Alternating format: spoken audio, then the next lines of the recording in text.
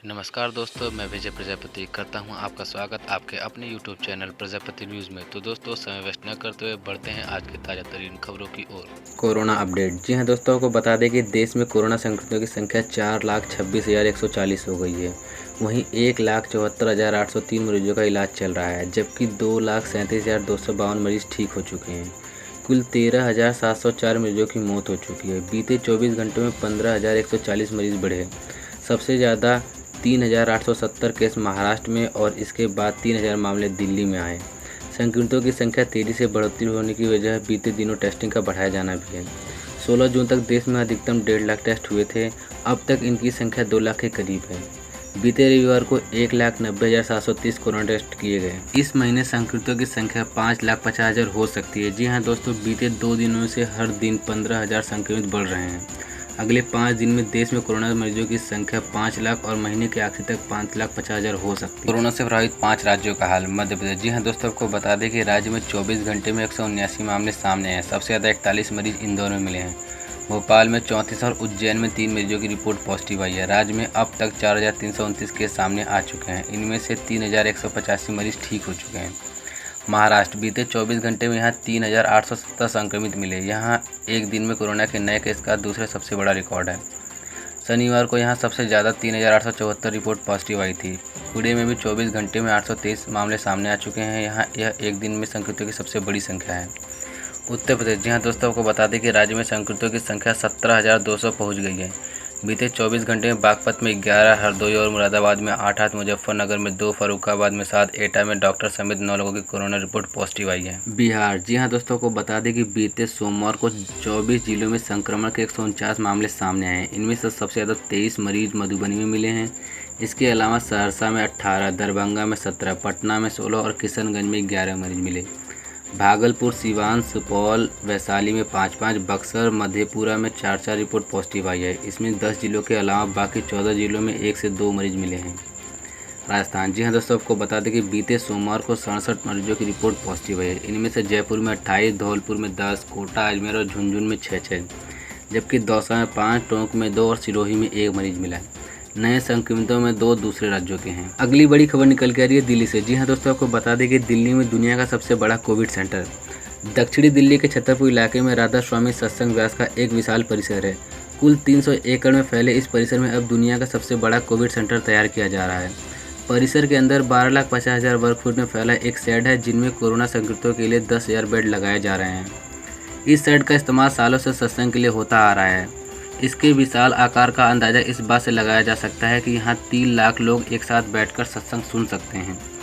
राधा स्वामी सत्संग व्यास के सेवादार इस बात को लेकर आश्वस्त हैं कि यहाँ 10,000 मरीजों का इंतजाम आसानी से किया जा सकता है। जी हाँ दोस्तों, को बता दें करीब 22 फुटबॉल मैदानों से भी बड़े इस क्षेत्र में बन रहे इस कोविड सेंटर की कुछ विशेषताएं और भी हैं। इनमें मुख्य यह है कि यहाँ लगने वाले बेड असल में गत्ते के बने होंगे। यह बेड जल्दी तैयार किए जा सकते हैं। इनकी लागत काफ़ी कम होगी और सबसे अहम है कि इन्हें सैनिटाइज करने की आवश्यकता नहीं है और यह पूरी तरह से बायोडिग्रेडेबल है। परिसर के अधिकारियों का कहना है कि जुलाई के पहले हफ्ते तक इस जगह को कोविड सेंटर के रूप में तैयार कर लिया जाएगा। इसके बाद यहाँ 10,000 मरीज रुक सकते हैं, जिनकी देखभाल के लिए यहाँ 400 डॉक्टर और 800 नर्स मौजूद होंगे। जी हाँ दोस्तों, आपको बता दें कि यहाँ लग रहे कुल 10,000 बेडों में से 1,000 ऐसे होंगे जिसके साथ ऑक्सीजन सिलेंडर भी लगे होंगे। इसके साथ ही पैथोलॉजी लैब भी बनाई जाएगी, जिसमें कि मरीजों की जाँच आसानी से हो सके। स्थानीय प्रशासन का कहना है कि यह केंद्र अकेले ही करीब 20 ऐसे अस्पतालों का काम करेगा जहाँ 500 मरीजों की व्यवस्था होती है। विकास सेठी बताते हैं कि देश भर में और विशेष तौर पर दिल्ली में जिस तेज़ी से कोरोना संक्रमण के मामले बढ़ रहे हैं, उसे देखते हुए हम लोगों ने ही प्रदेश के उपराज्यपाल को यह प्रस्ताव दिया कि इस परिसर को कोरोना केंद्र के रूप में इस्तेमाल किया जा सकता है। उसके बाद उन्होंने प्रदेश सरकार और केंद्र सरकार से बात की और फिर यह तैयारियां शुरू की गई। इस सबके बीच छतरपुर का यह नया परिसर अपनी बेहतर दिखती व्यवस्थाओं के चलते थोड़ी राहत तो देता है, लेकिन दूसरी तरफ दुनिया का यह सबसे बड़ा कोरोना केंद्र आने वाले समय की भयावह आशंकाओं की भी झलक देता है। सुविधा भले ही बेहतर हो, लेकिन वह नज़ारा परेशान करने वाला ही होगा जब 10,000 मरीज एक ही छत के नीचे एक ही संक्रमण से जूझ रहे होंगे। अगली बड़ी खबर निकल के आ रही बिहार से। जी हाँ दोस्तों, आपको बता दें कि बिहार की राजधानी पटना में दिन दिहाड़े बड़ी बैंक डकैती। पीएनबी की शाखा से 52 लाख रुपए लूटकर भागे अपराधी। जी हाँ दोस्तों, आपको बता दें कि बिहार की विधि व्यवस्था लगातार सवालों के घेरे में है। कोविड-19 के काल में शुरू में विधि व्यवस्था बेहतर थी। एसपी से लेकर डीजीपी तक विधि व्यवस्था को लेकर तमाम दावे करते नजर आ रहे थे, लेकिन अनलॉक 1 में राजधानी पटना की कानून व्यवस्था फिर से सवालों के घेरे में आ गई है। लूट की लगातार हो रही घटना में पटना पुलिस की कार्यशैली पर बड़ा सवाल खड़ा कर दिया है। राजीव नगर जक्कनपुर में लूट की घटना के बाद एक बार अपराधियों ने पटना के बेवर थाना क्षेत्र के अनीसाबाद इलाके में लूट की बड़ी घटना को अंजाम दिया है। अपराधियों ने पंजाब नेशनल बैंक की शाखा से 52 लाख रुपए लूट लिए। जी हाँ दोस्तों, को बता दें कि चश्मदीदों ने बताया कि 11 से 12 की संख्या में हथियारों से लैस अपराधी पीएनबी की शाखा में पहुंचे और वहां पर मौजूद ग्राहकों और बैंक कर्मियों से पहले मारपीट की, फिर बैंक कर्मियों को बंधक बना लिया। सबसे बड़ी बात यह है कि बगल में ही थाना मौजूद है, लेकिन अपराधियों को इस बात का कोई खौफ नहीं दिखा। वे लूट की वारदात को अंजाम देकर चलते बने। घटना के बाद से बैंक कर्मियों में दहशत है। मौके पर मौजूद ग्राहकों ने बताया कि उनके पास से भी अपराधियों ने जबरन पैसे लूट लिए और उन्होंने देने से आनाकानी की तो उनके साथ मारपीट की गई। घटना की सूचना पाकर एसएसपी उपेंद्र शर्मा और डीएसपी फुलवारी शरीफ संजय पांडे मौके पर पहुंचे और छानबीन की। फुलवारी शरीफ और जक्कनपुर थाने की टीम से शाखा पहुंचकर सीसीटीवी फुटेज खंगाल रही है। मौके पर अपराधियों का हथियार छूट गया है, जिसकी जांच चल रही है। अगली बड़ी खबर निकल के आ रही मिजोरम से। जी हाँ दोस्तों, आपको बता दें कि मिजोरम में सोमवार सुबह 5.3 तीव्रता के भूकंप ने भारी तबाही मचा दी है। भूकंप से मकान क्षतिग्रस्त हुए हैं और कई स्थानों पर सड़कों में दरारें आ गई हैं। राज्य भू विज्ञान और खनिज संसाधन विभाग के एक अधिकारी ने बताया कि भूकंप से किसी तरह के हताहत होने की कोई सूचना नहीं है। मिजोरम में सोमवार को आए तेज भूकंप के झटकों के बाद मची तबाही को देखते हुए प्रधानमंत्री नरेंद्र मोदी ने राज्य के मुख्यमंत्री जोरामथंगा को हर संभव मदद का आश्वासन दिया है। जी हाँ दोस्तों, को बता दें कि नेशनल सेंटर फॉर सिस्मोलॉजी के हवाले से बताया कि सोमवार सुबह 4:10 पर आया भूकंप का केंद्र भारत म्यांमार सीमा पर चंफाई जिले के जोखावधार में था। उन्होंने बताया कि राजधानी आइजोल सहित राज्य के कई हिस्सों में भूकंप महसूस किया गया। भूकंप का असर इतना तेज था कि जोखावदार में एक गिरजाघर सहित कई मकान और इमारतें क्षतिग्रस्त हो गए। इसके अलावा भूकंप से कई स्थानों पर राजमार्गों और सड़कों में दरारें आ गईं। अधिकारी ने बताया कि भूकंप से हुए नुकसान का पूरी तरह से आंकलन किया जाना बाकी है। अगली बड़ी खबर निकल के आ रही है बैंकिंग सेक्टर से। जी हाँ दोस्तों, आपको बता दें कि आईसीआईसी बैंक दे रहा है 1 करोड़ रुपये तक का इंस्टेंट अप्रूव एजुकेशन लोन। अब नहीं लगाने होंगे बैंक के चक्कर। जी हाँ दोस्तों, अगर आप इस चैनल पर नए हैं तो चैनल को सब्सक्राइब करें, नोटिफिकेशन बेल को ऑन करें ताकि ऐसे ही लेटेस्ट अपडेट आपको आपके पास पहुँचे सबसे पहले। जी हाँ दोस्तों, आपको बता दें कि आईसीआईसी बैंक ने 1 करोड़ रुपये तक के एजुकेशन लोन की शुरुआत की है। बैंक ने इसे इंस्टेंट एजुकेशन लोन नाम दिया है। इसके तहत बैंक के कस्टमर अपने अपने परिवार के किसी सदस्य के लिए लोन ले सकता है। लोन लेकर आप देश विदेश कहीं भी हायर एजुकेशन हासिल कर सकते हैं। जिन लोगों की बैंक में एफडी है वो इस सुविधा का लाभ ले सकते हैं। जी हाँ दोस्तों, आपको बता दें कि आईसीआईसी बैंक ने 1 करोड़ रुपये तक के एजुकेशन लोन की शुरुआत की है। बैंक इसे इंस्टेंट एजुकेशन लोन नाम दिया है। इसके तहत बैंक के कस्टमर अपने अपने परिवार के किसी सदस्य के लिए लोन ले सकता है। लोन लेकर आप देश विदेश कहीं भी हायर एजुकेशन हासिल कर सकते हैं। जिन लोगों की बैंक में एफडी है वो इस सुविधा का लाभ ले सकते हैं। आइए जानते हैं लोन से जुड़ी कुछ खास बातें। ग्राहक अपने फिक्स डिपॉजिट के 90% तक की रकम के लिए लोन का आवेदन कर सकता है।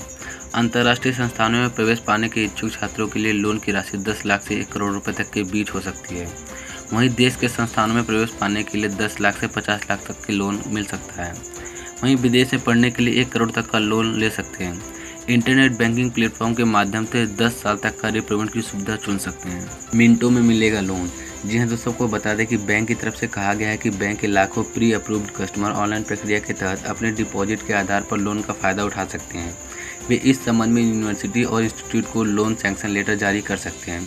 इस सुविधा के माध्यम से बैंक के ग्राहक ऑनलाइन सैंक्शन लेटर जारी कर सकते हैं। पहले इस काम में 2 से 4 दिन लगते थे। इस सुविधा के शुरू होने के बाद उन्हें बैंक जाने की ज़रूरत नहीं होगी। घर बैठे यह काम मिनटों में किया जा सकता है। आयकर में छूट मिलेगा। जी हाँ दोस्तों, आपको बता दें इस स्कीम के तहत लोन लेने पर 8 साल तक के लिए ब्याज भुगतान पर आयकर कानून 1961 के सेक्शन 80E के अंतर्गत सालाना कर योग आयकर में यह कर कटौती यानी टैक्स डिडक्शन का लाभ मिलेगा, यानी आपका आयकर छूट लाभ मिलेगा। ऐसे करिए अप्लाई। जी हाँ दोस्तों, आपको बता दें कि ग्राहक को आईसीआईसी बैंक के इंटरनेट बैंकिंग प्लेटफॉर्म पर लॉगिन करना होगा। उन्हें लोन की राशि, कितनी अवधि, कॉलेज का नाम, खर्च जैसी जानकारी देनी होगी। कैलकुलेटर ऑटोमेटिकली बता देगा कि आपकी ईएमआई कितनी है। उन्हें स्टूडेंट का नाम, जन्म तिथि और छात्र के साथ संबंध जैसे विवरण दर्ज करने होंगे। इसके अलावा उन्हें अंतिम प्रस्ताव की जांच करने, नियमों और शर्तों के सहमत होने और पंजीकृत मोबाइल नंबर पर प्राप्त OTP के माध्यम से प्रमाणित करने की आवश्यकता होगी। इसके बाद प्रोसेसिंग फ़ीस पे करने के बाद एक परमिशन लेटर मिल जाएगा। लोन के अंतिम डिसबर्समेंट के लिए ग्राहक को पत्र के ईमेल में दिए गए प्रबंधक से संपर्क करना होगा। प्रवेश पत्र, वित्तीय दस्तावेज और हस्ताक्षर जैसे आवश्यक दस्तावेज इकट्ठा करने के बाद बैंक कॉलेज को लोन की रकम दे देगा। दस्तावेज जमा करने के लिए ग्राहक नज़दीकी ICICI बैंक शाखा भी जा सकते हैं। अगली बड़ी खबर निकल कर उत्तराखंड से। जी हाँ दोस्तों, आपको बता दें उत्तराखंड में कोरोना के मामले बढ़ रहे हैं। सोमवार दोपहर 3 बजे तक प्रदेश में कोरोना के 57 नए मामले सामने आए, जबकि 11 मरीज स्वस्थ होकर अस्पतालों से डिस्चार्ज भी हो गए हैं। प्रदेश में अब तक कोरोना के 2401 मामले सामने आए हैं, जिनमें 1511 स्वस्थ हो चुके हैं। वर्तमान में प्रदेश में 848 एक्टिव केस हैं। कोरोना संक्रमित 27 लोग की मौत हो चुकी है, जबकि 15 मरीज राज्य से बाहर जा चुके हैं। वहीं सोमवार को एम्स ऋषिकेश के कार्डियोलॉजी विभाग में तैनात एक स्टाफ नर्स की कोरोना रिपोर्ट पॉजिटिव आई है।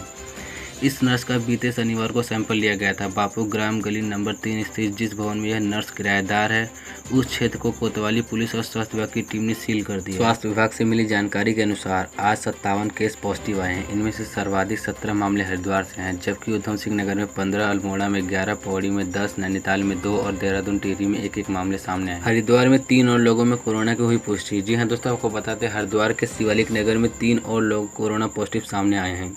तीनों कोरोना संक्रमित युवक के संपर्क में आए लोग हैं। इनमें से एक 7 साल का बच्चा और उसकी मां भी शामिल है। उल्लेखनीय यह है कि जिस कोरोना पॉजिटिव युवक के संपर्क में ये लोग आए हैं, वह 13 जून को बागपत से आया था। उसकी 15 जून को रिपोर्ट पॉजिटिव आई थी। रुड़की में 2 और लोगों में कोरोना की पुष्टि। जी हाँ दोस्तों, आपको बता दें कि रुड़की क्षेत्र में 2 और लोगों में कोरोना संक्रमण की पुष्टि हुई है। इनमें से एक इमलीखेड़ा सामुदायिक स्वास्थ्य केंद्र का वार्ड बॉय है, जबकि एक व्यक्ति मेहवड़ नागल गाँव का रहने वाला है। दोनों का ही कोई ट्रैवल हिस्ट्री नहीं है। वार्ड बॉय का सैंपल सिविल अस्पताल रुड़की में लिया गया था, जबकि मेहवड़ का गांव निवासी का सैंपल इमलीखेड़ा में लिया हुआ था। यह व्यक्ति टीबी से पीड़ित है। पौड़ी जनपद में कोरोना के 4 नए मामले, जिनमें 2 लोग व एक गाजियाबाद से लौटा एक शख्स है। वहीं एक की ट्रैवल हिस्ट्री अभी पता नहीं चली है। रुद्रप्रयाग में भी 4 लोगों में कोरोना की पुष्टि हुई है। इनमें एक कर्नाटक से लौटा, जबकि 2 पूर्व में कोरोना पॉजिटिव पाए गए व्यक्ति के संपर्क में आए लोग हैं। अल्मोड़ा में दिल्ली NCR से लौटा एक शख्स संक्रमित मिला है। उत्तरकाशी में मुंबई से लौटे एक शख्स की रिपोर्ट पॉजिटिव आई है। इधर रविवार को दून से 43, बागेश्वर से 3, उत्तरकाशी से 2 और पौड़ी व टिहरी से 1-1 मरीज डिस्चार्ज भी किए गए हैं। अगली बड़ी खबर निकल के आ रही वाराणसी से। जी हाँ दोस्तों, आपको बता दें कि वाराणसी में 64 साल के बुजुर्ग की मौत के बाद रिपोर्ट आई कोरोना पॉजिटिव। 14 नए केस मिले। अब काशी में 86 कुल एक्टिव केस। जी हाँ दोस्तों, आपको बता दें कि काशी में कोरोना की रफ्तार बढ़ गई है। रविवार देर रात 14 नए केस मिले। इनमें से एक 64 साल के संक्रमित बुजुर्ग मृतक की रिपोर्ट भी शामिल है। मृतक दशा सुमेर थाना इलाके ब्रह्मपुरी कॉलोनी का रहने वाला था। यह मरीज पूजा पाठ के बर्तन की दुकान चलाते थे। पिछले 4 साल से टीबी की दवा खा रहे थे। 19 जून को सांस लेने में तकलीफ होने पर उन्हें BHU में भर्ती करवाया गया। 20 जून को उनकी मौत हो गई। परिजनों को क्वारंटीन रहने के लिए कहा गया है। अब तक सभी की सैंपलिंग की जा चुकी है। इसके बाद काशी में कोरोना संक्रमण से मौतों की संख्या 13 हो गई है। वहीं अब तक कुल मरीजों की संख्या 332 है। राहत की बात यह है कि काशी में अब महज 86 मरीज एक्टिव हैं। 233 मरीज स्वस्थ हो चुके हैं। नए मरीजों से मुंबई से लौटी महिला डॉक्टर समेत 7 प्रवासी संक्रमित पाए गए हैं। बाकी सभी लोकल है। शहर में बढ़ते संक्रमण को प्रयास को देखते हुए लोग अब आवश्यक कामों से ही बाहर निकल रहे हैं। यही वजह है कि यात्रियों से गुलजार रहने वाला cantt railway station, Lahartara cantt flyover पर सन्नाटा पसरा रहता है। शहर में 8 नए हॉटस्पॉट बढ़े। जी हाँ दोस्तों, आपको बता दें शहर में अब 8 नए हॉटस्पॉट बढ़ाए गए हैं। इनमें अजय विहार कॉलोनी थाना कैंट, चुरामनपुर थाना लोहता, लुडवी गाँव थाना मिर्जा मुराद, नीची ब्रह्मपुरी थाना दशा सुमेर, सोनारपुरा थाना भेलूपुर, रुद्रा अपार्टमेंट थाना शिवपुर, VDA कॉलोनी थाना शिवपुर एवं बरौना थाना फूलपुर शामिल हैं। इस प्रकार जनपद में हॉटस्पॉट की संख्या 174 हो गई है। 99 हॉटस्पॉट ग्रीन जोन में आ चुके हैं। एक्टिव हॉटस्पॉट की संख्या 75 है, जिनमें 18 ऑरेंज जोन में एवं 57 रेड जोन में शामिल है।